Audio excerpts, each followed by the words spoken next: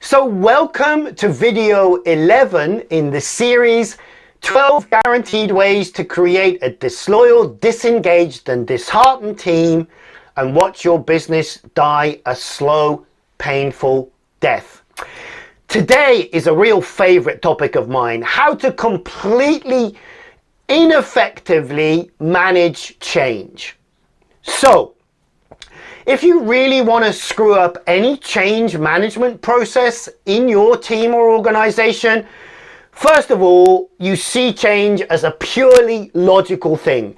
You totally disregard and ignore the fact that most people will have an emotional response to change and be a little bit concerned about it.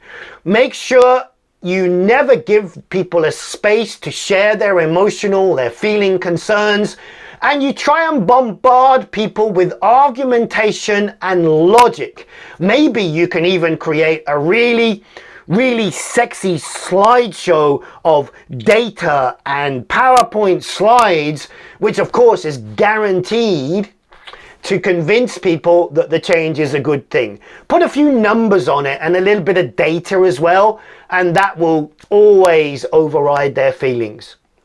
Of course it won't. Then make sure that you don't involve people in the change process. So make sure it's completely top down.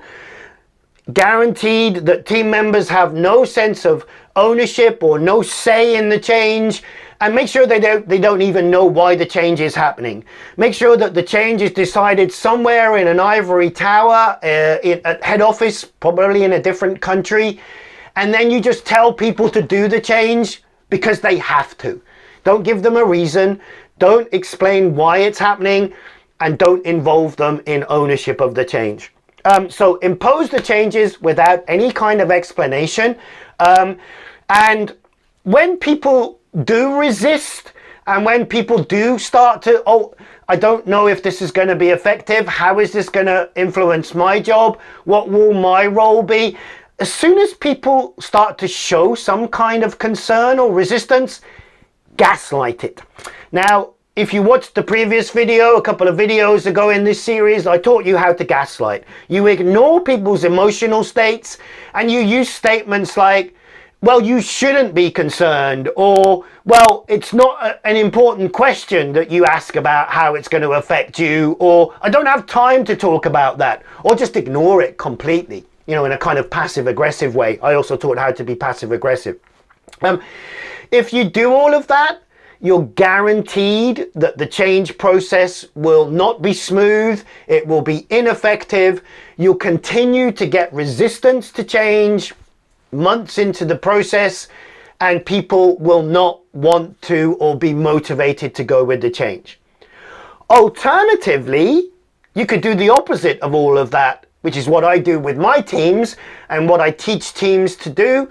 I teach teams to understand that the big part of change is emotional, and how do you work with people's emotional states in the initial stages of change, and how do you, using an effective 3-step change management process, get change to be introduced and embedded effectively.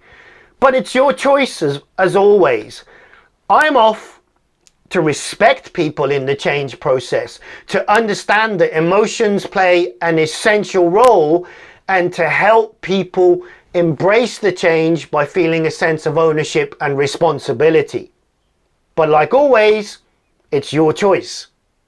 How about you?